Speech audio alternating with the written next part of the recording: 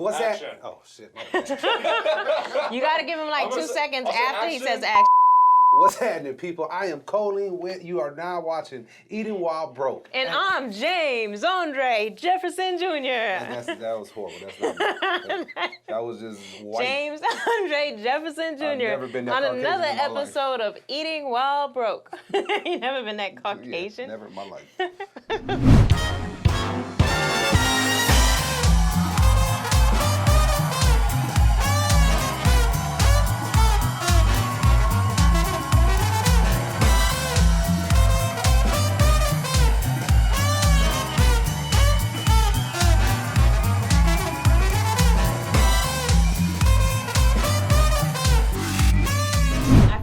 James, just so you guys know, James took it upon himself to really challenge my palate today. I heard, I know that you like stuff like this because you're weird, and so I got this right here. That's now, a secret ingredient, and I'm scared to know what is in it. So we got this, the secret ingredient, the secret ingredients, and we have crackers because I love crackers. Crackers are some of my favorite things on this planet, and so I want you to take a cracker, put it on your plate. We got salty. What you gonna walk everybody through what all the ingredients are? I'm about to in a second. Okay, we got okay. to bust it out. So now this is what we call oysters. Now this ain't the ones you get at Nobu. Yes, I'm gonna let you smell it. There you go. Oh, yeah, please don't spill those juices on me. You gotta smell it. So the important part is where people mess up. You gotta drain the oils out of it. That's a lot more than I remember back in the day. I can't believe I used to eat this. It's like the crackheads of the sea. So just like a little behind the story, James was talking about eating like ramen, and I was like, oh, everyone does ramen, I roll. And then I was like, what other dishes do you have? And then he came up with this particular dish. And then I was like, man, I should have stuck with the ramen. It's tradition to take a sip of the No, I'm good. It's my culture. You have to Go ahead, disrespect. you do it first. Ooh, that's delicious. Your turn. I'll smell it. Try to get me. All right, so now. He just tried to get me to eat the oyster juice. So you have the oysters in here. You see this? Everybody, ooh, pretty. Take about 2-3 of them. Oh, we're not even using that. Okay. No, you don't need that. No, use your hands. No, man, this is... No, look, I'm going to show you.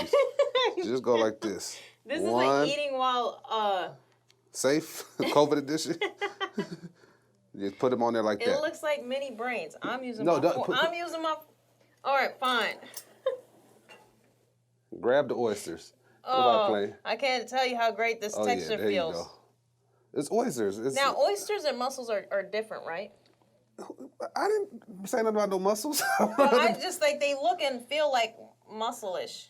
Honestly, I don't think these are oysters. They've just been telling us this. I think this is something like pig intestines in the sea. Okay, got it. So now you grab the mustard. Okay. You gotta shake your mustard up because if you don't, the liquid will come out. Okay. That's a little hood trick. Let me show you. Then you put some. That's a little much, but Oh, okay. there you go. I mean, the smell is... I eat like I was eating like. Oh, man, I put too much. And she got the warmest mustard in the planet, and then you put some hot sauce on it. Got it. Yeah. Why? Fix your face. I'm sorry. You disrespected me by. No, it's great, man. This is Look at like that. Oh yeah. So this is what you ate. Yeah, this is a little snack. My mom always had weird little like pregnant white women snacks, and this is one of them. Now I'm looking at it. I'm mad I made this a thing. Like it's not like this came like this. We made this a thing. Yeah. And I don't know what to call it. Then you get another cracker. Okay. Oh, so we're making a sandwich. a sandwich. Yeah, oyster sandwich. So then know what? Squeeze it together. This is definitely a broke dish because when I was shopping for it, it was like extremely affordable. How much did it cost you? I think it was like less than $5. There you go. So you ready? Cheers. Cheers. You take a bite first. Everyone, if I end up sick or with some kind of belly aches or you see any alarms, this is the dish that sent me there. You go Oyster, hot sauce, mustard, saltine crackers. and saltine crackers. Are you go? Why do I have to go first? I just want to see because I ain't ate this in a while. Here we go. Here we go. I can't believe she ate it. I ain't eating this bullshit. Let me see. It actually doesn't taste that bad. It's good. Yeah. Got a little seafood with some mustard. I think the mustard set it off. Yeah. I'm thankful you added the mustard and the hot sauce. If you put these with an egg in a cup of noodle, a boiled egg in a cup of noodle, fire. Oh gosh, I see a pack of ramen on here, and I'm terrified that that's the next. Yeah, it's next thing right here. We only got one of these because we couldn't fit the rest in the budget. I feel like this is what we used to do with these. So, like we was all back when I was younger, we used to play outside. So when we play outside, you had to grab a snack real quick. Like we playing hide and go seek, we go whatever we're doing. So we had to grab something quick. We had a bunch of top ramen at the house because we was broke. You know, you buy 40 of them for $2.50 back in the day. So you take the powder. Yeah. I like how you got chicken because I'm black. Well, and I'm black too. I know. I just wanted to make you feel uncomfortable for a second. I want you to question your identity. I feel like, and this is gonna sound like a general statement, but I feel like when you're mixed, black people tend to question your blackness, and then white people just only see you as black. Because you light skinned? Yeah. Well, no, because you're mixed. You light skinned. Like you're never good enough for any side. Nah, that's not true. You know you black. The way you be dressing, you wear boots every day. The weddings, all that. Timberlands. And when you broke, you probably wore them lug boots. Remember the lug boots? So when were you eating this? This is when you at the house watching a movie. My mom used to eat these all the time. The oysters were just a staple when I was growing up. Oysters, mustard, and my dad used to eat them too, but he used to put them in top ramen, but cooked. So this is what I call raw top ramen. So would this be like, in your household, would this be considered like an appetizer? Or is this like, I feel like my breath is going to smell after eating. No, it did already before we started, but but it does smell a little bit more funkier now. Yeah. But this is more of a snack. You can't get full off this. But this, you eat 2 of these, you in the game. Yeah, the scary part about what I'm watching you do with this ramen is that there's no boiling water. No, you don't need that. This you on the outside. You grab one of these, you go outside, you go play hide and go seek with the homies. Okay. So you're gonna eat this dry. So yeah, you're gonna go first. Listening, why is it I have to go first on all these dishes? I feel like you're testing me to see if I survive Chivalry is this. alive and well. Ladies go first. Man up, come on. Here we go. Not that bad. Look at you hear that? You hear the crunch? It sounds like she chewing on rocks.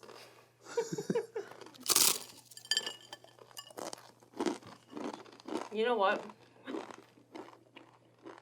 I didn't even know this was possible. I don't even know how I started this one. You didn't have water or stove? We were that poor.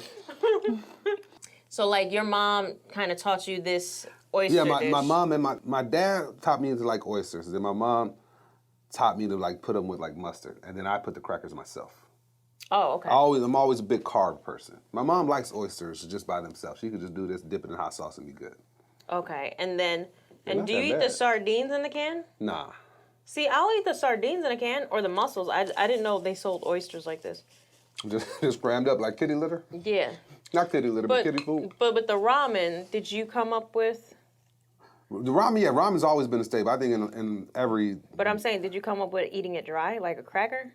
No, or did you learn that from someone? I started that on my own. Oh, so you're taking full credit for the dry I'm taking 100%. That's raw top ramen. Please don't disrespect my creation. Okay. Okay, so 100%. I was raw top ramen was my thing because I never liked the texture of noodles. Oh, so you don't eat spaghetti?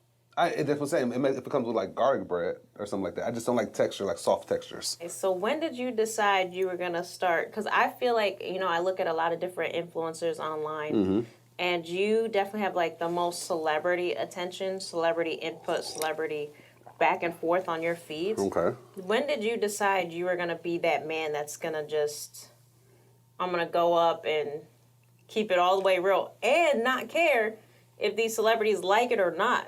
So before I started doing online content, I was doing stand-up comedy. I started doing it when I was 13 and a half, about to be 14.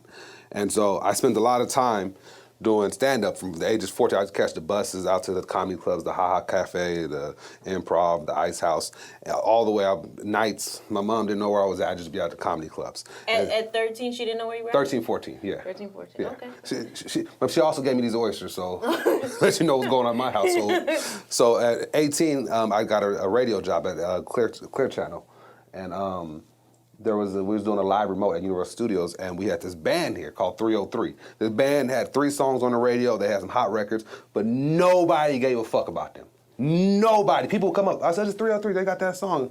I forget the song, but nobody cared. But then there was this skinny little white kid, same night at Universal Studios, probably like an hour later.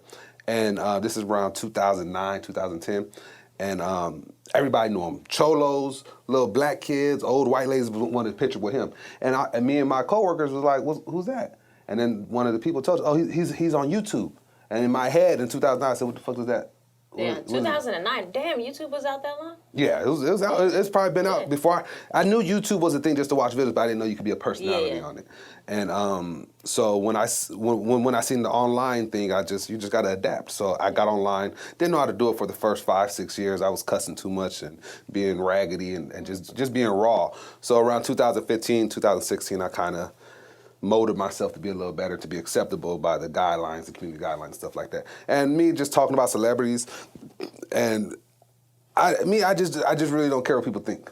Yeah. I just truly, I've been around celebrities I talked about, and they kind of give me a look like, that motherfucker look familiar. And I have celebrities DM me before, their DJs or managers threatened. I've been threatened before by a few celebrities. Yeah. I'm not going to say who, but I've been threatened. That was going to be my next question. Do share. So, now I remember, so for those of you that don't know, I've known James for a very long time, since he was a little high schooler. Mm-hmm. And nobody knows that, by the way. You said those people that don't know. That don't know. Nobody knows. We go way back. But I'll never forget. I had a company previous to this, Celebrity High, and I'll never forget you and Cameron had did an interview with Kevin Hart. Right. And at the time, James was exactly who you see him as today. Very colorful, very extreme mohawks. He had like these hamburger headphones, weird socks, and he had these weird earrings. Just say I was ugly back then. Just go on and say that's what you're trying to say. Because the way you're talking about it, like, it's just, he had all this weird and hamburger and then these I feel like, when socks. you see someone's baby and you don't want to say it's ugly and you're like, how big is it? I feel like I was just doing that. But I'll never forget during this interview, so Cameron had came and he was like very professional. And I was like, these celebrities knew they were being interviewed by high school kids. But I'll never forget that interview. It was a pivotal moment for me, also being a young person, which was during the interview, Kevin Hart had addressed who he felt was going to have like this long, successful career. And I immediately thought he was going to like look to Cameron. Cameron's dressed like he has a suit on. He was bow like tie, super professional. Glasses. And he's that, hey, how you doing? Like, hey, like he's like Clark Kent. He was super professional, and I totally got it. And that's how I wanted him. James shows up. I think he had a mohawk. It was just like extreme, and I was like semi-mortified, semi-wanted to pull James from the interview. I didn't know this. Thank you for telling me this. Yeah, but I was just like, I felt on the lines of Cameron. But one of the things that Kevin Hart addressed, and I'll never forget this, is that by James being unique, he was like, I will always remember you. Right. And you will always stand out. And, he could see this bright future ahead. And I remember just being taken back by that statement, like how important it is to be yourself. I learned that from Martin Lawrence. That's the funny thing. He did an interview. Somebody was talking about, like, how did he get his successes. He said it took longer because he was trying to be himself. And I don't want to conform to anybody, especially, my thing is, I think who I am is perfect enough. A lot of black people, they like try to conform to white guidelines and try to make sure they're happy. Not me. If I'm that guy, I'm gonna be that guy all the time. But you don't ever walk into an office and put on like a white person voice?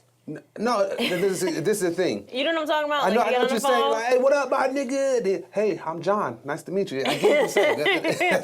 That's not what I'm saying. What I'm saying is, I'm not just ignorant, just ghetto, super loud person naturally. I'll go to restaurants. I'm myself. But if there's a time where I still talk like who I am, I'm not going to change who I am. I'm not going to change my morals. I'm not going to change how I treat certain people. Everybody's equal to me. Everybody. I don't care if you're a billionaire, janitor. Everybody is equal to me. Mm-hmm. So I just want. I purposely make content when it's talking about like Black Lives Matter and stuff like that. Because when I was younger, I've been through a lot of racist things. I had some crazy things happen to me in middle school. I don't even think you know this one. In middle school. Do tell. Tell us something I don't know, please. So I was in middle school, and I was the president of middle school. And the reason why I was president is the president gets to be Santa Claus, and I wanted to be Santa Claus. So I went to a racist area in middle school, and so apparently I'm eighth grade. I don't know what's going on. The whole school apparently it was a problem that I was going to be Santa Claus, a black Santa Claus. I didn't know this at the time. I had the counselor say, "Are you sure you want to be Santa Claus?" I was like, "Yeah, I want to be Santa Claus. That's why I'm president." I had my teachers, student government teachers, and then so when I was Santa Claus, the next day, after my Santa Claus set up, when we was taking pictures with the kids and all that, next day the school was tagged up with "fuck niggers" all over the school. Oh my gosh. Yeah, I'm not saying it was because of me, but I was black Santa Claus, and then the next day, this is not the first time at the school that it was tagged up, but it just so happens I felt like that had something to do with me. And then about 5 years later in high school, I seen a white girl that went to that middle school. She told me her father took her out that school because they allowed a black Santa. They allowed me to be Santa Claus with me being black. Wow. And Santa Claus is a fictional character. Yeah, that was it. It's like if you came as a black Jesus, I could see them almost trying, because you know how you read the Bible and it's like the way they describe Jesus. He's, at the end of the day, Jesus is Mexican because it's Jesus. That's at the end of the day. That's why I see it. When I was in high school, I had transferred high schools, and I'll never forget. I would always leave my locker open because I just for whatever reason suck at the locks, like the directions and stuff. Oh, just three numbers. You struggled with that? Yes, I struggled really hard with Three numbers, huh? Yes. 12, 32, I would literally 7. be at my locker for like 20 minutes, so I would always leave it open. And one day I came to school, and I would always have my dry erase board in there, and they had put swastikas and KKK in it. And I'm Jewish and Jamaican, so it was like, damn. You Jamaican? I didn't know you was Jamaican. You know what I'm saying? Yeah, I'm Jamaican. I'm Jewish and Jamaican. Yeah, kids are evil. Yeah. Kids, it's always going to be here. This evil and hate's always going to be here. But that's why you just got to be strong within yourself. Yeah. You got to love yourself first and fuck everybody else. Yeah, I agree. But I remember that being the first time that I had, I think, more trust issues, because you knew about racism. I had seen my neighbors call my mom the N-word like nothing. Like I was like probably 10 the first time I seen them treat her differently. But did you realize that was going on when you was 10, or did you just accept it? I think that was maybe my first encounter with the N-word. It was just like, oh. I don't remember my first encounter. I think it was so memorable because they treated her so bad, and she was so nice, and she would just be like, you got to push through it. You got to be nice. And those same neighbors that called her the N-word and all, it took her like 20 years. But eventually, they're like cordial. Like, they don't talk to her like that anymore. But as a kid, you develop a sense of fear, like, oh, there's a blind hatred. Right. And when they did it in my high school, I skipped prom because I was so paranoid. Like, I didn't know who had done it. Right. And at the time, it was burning crosses, like weird stuff. I was like, oh man. Where was this again? This is like upstate New York. Okay. Yeah, in Brooklyn, we didn't really deal with it, but in upstate, it's not enough diversity, but it was traumatic, So what did you learn from it? Like, do you feel like today, like, do you put up with it? So if somebody did that today and you knew who it was, what is your reaction? Well, I remember my senior year, there was an incident where a boy called me the N-word to my face. And, I'm Jamaican, I'm from Brooklyn. I fought him. I fought him. I'm talking about today, in 2021. If that someone same dude came up to you and looked at you and called you an N-word to your face, what are you doing? A creature of habit, I'd probably fight him. You gonna tighten the boots up? He's like, okay. Look around, see if my fiance's there. Because my fiance would be like, he'd probably be more level-headed. That's the crazy thing with just being black. Like, you see these videos, I'm not talking about like the cop ones, but just videos of just a random white person, a random black person. And the black people, we just have to naturally be the calm ones, because if we snap, we're looked at as the animals. Yeah. Nobody asks, oh, why did you smash his head with the frying pan? But you didn't see the 20 seconds before that when he called him an N-word 32 times and saying all this race. I think it needs to be legal. I think I need to be able to just elbow somebody if they call me a racial slur. Because it's a reaction. It's a word that gets an emotional reaction out of people. I actually had an incident this past weekend. My fiance and I were traveling to Austin, and there's a white clerk at the counter. Okay. And we were having issues, like the hotel room, we rented a suite, and the suite wasn't like up to COVID standards. We're from LA, Austin's out there, but we were like, hey, So anyways, we were like, it's not clean. You know, we need to like either get a different hotel or just, you know, whatever. So the lady, they initially fought us on it, but they said, you know what, we'll switch your room, downgrade it because they didn't have any more suites. Right. And we switched rooms. We check out the next day, and we asked for a receipt, and the lady's like all flustered. She's like, you know, angry. And the fear that crept into me at that time was I left the counter to take a call, and my fiance, you know, he's trying to be calm, and this, you know, this white lady, she starts escalating, hyperventilating. I pull out my camera because I think as a woman, you're vulnerable. It's like you don't want anything to happen to your fiance, your partner, yeah. Yeah. And so anyways, she starts hyperventilating, screaming, bully, and da-da-da. And she's behind like a counter, but she's putting on the whole song and dance. The pixie glass and all that? Yes. Okay. And he's just calmly speaking to her, and the whole time he's like, we got to be calm because, you know, we're black, and people are going to, you know, try to make us out to be the bad guy. And he's like coaching me to, you know, part of me was like, and y'all not even wrong. That's the cold part, but wrong. we got to be the ones. She called the police, and the police came, and the police were looking at her like she was crazy. But the whole time, the whole thing we're telling ourselves is, be calm, make sure that, you know, because we're automatically judged at a higher degree. Right. Which sucks, because we're all sitting there prepping ourselves, even though we weren't wrong the entire time, for this crazy... When it comes to us, people forget to ask why they acted that way. They just look at the actions, and it sucks. But not that I don't want to spend more time on this topic. I have to know who are like... A quick pivot. Yeah, quick pivot. I have to know while I have you because we don't have that much time left.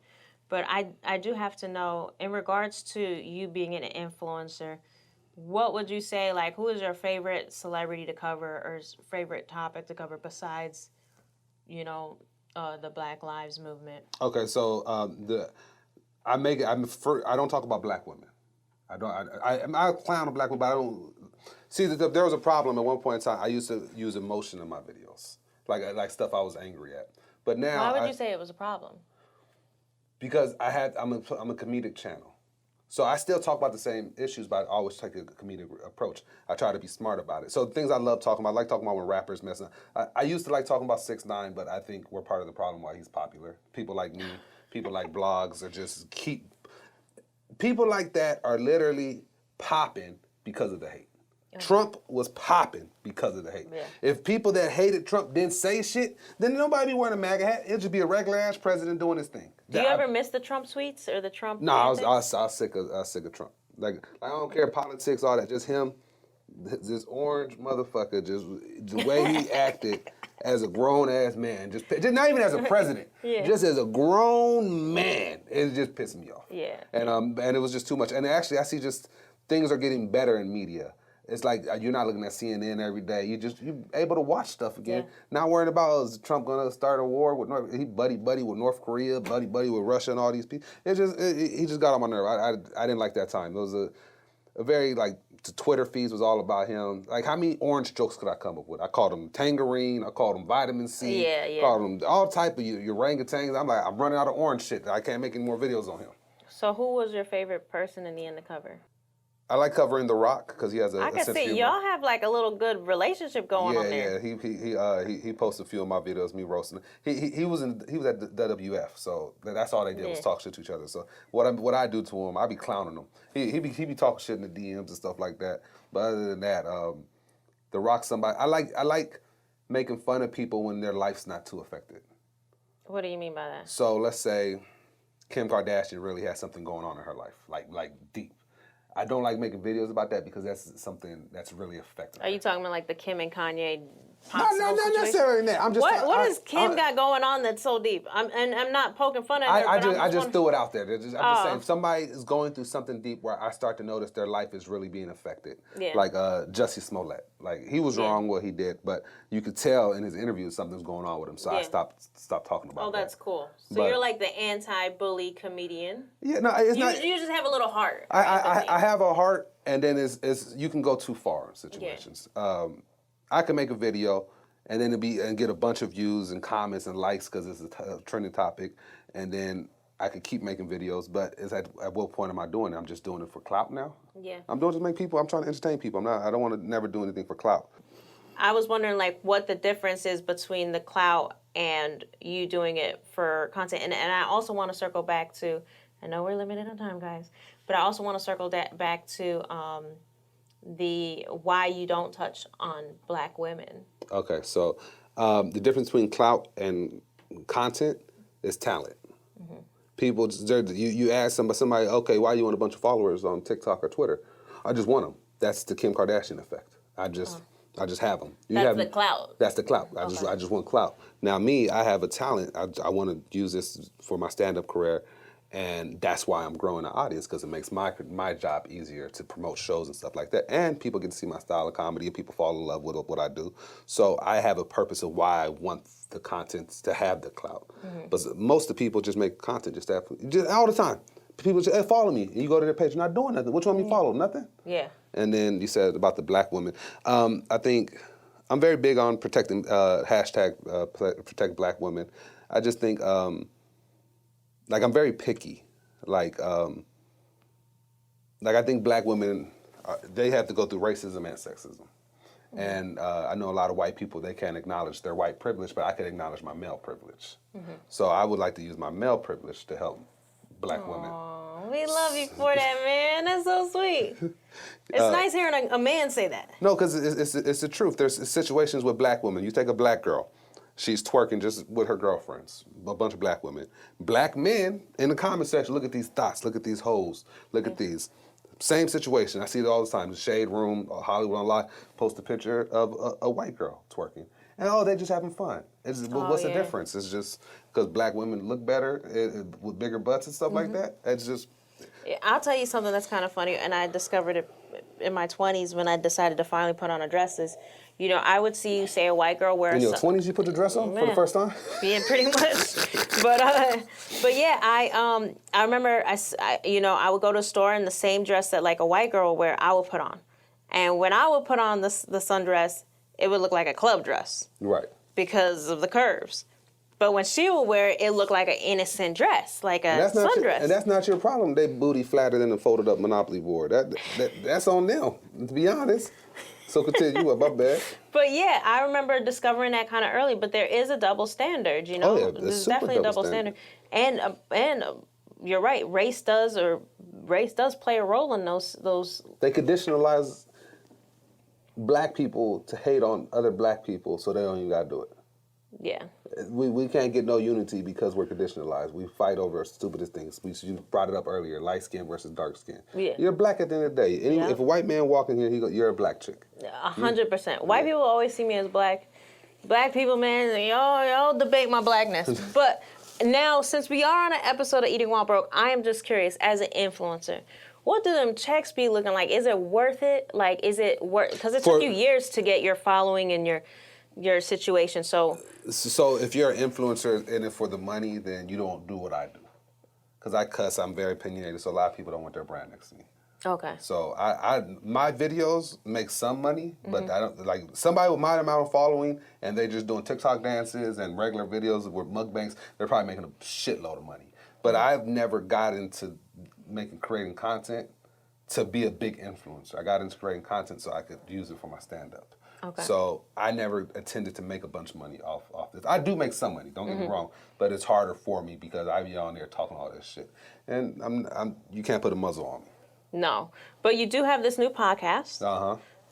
Are we able to promote it? I definitely want to. Okay, so the two things I got my own podcast called Off the Mic Podcast. This is a place. It is what it is. It's shit I say that I shouldn't say on the mic, so it's called Off the Mic. Okay. And then my radio show, Bootleg Kev Show. It's a syndicated radio show. We're in Vegas. We're in 5 markets. I don't know all the. I really don't know. I see you guys move around a lot. Yeah. We just launched in Vegas this weekend, actually. Okay. Yeah. Okay. So we pretty much your hip hop radio show. We're not politically correct, and we have fun. So that's 2 things I have on air right now: my podcast, and I'm on the co-host of Bootleg Kev Show. Do you think they'll ever get to a point in time where you'll take a check and maybe curb some of your personality, or are you gonna stick to it and take the Martin Lawrence route? Martin Lawrence all the way. Be myself. I remember this is in like 2017. I don't want to say the company, but they was gonna give me a big check, and then I gave them the video that I was going to do, that because they had to review it, And they say, yeah, the promo's great, but we can't be in this video. And I said, I don't know what to tell you. I'm not going to make a PG video for your ass. You can take that's my thing. If you're true to yourself, the people will find you. If the people find you, then the companies are gonna have to fuck with you. Yeah. That's as simple as that. So just take your time, stop conforming to people, and just be yourself. Everybody's a fucking clone now.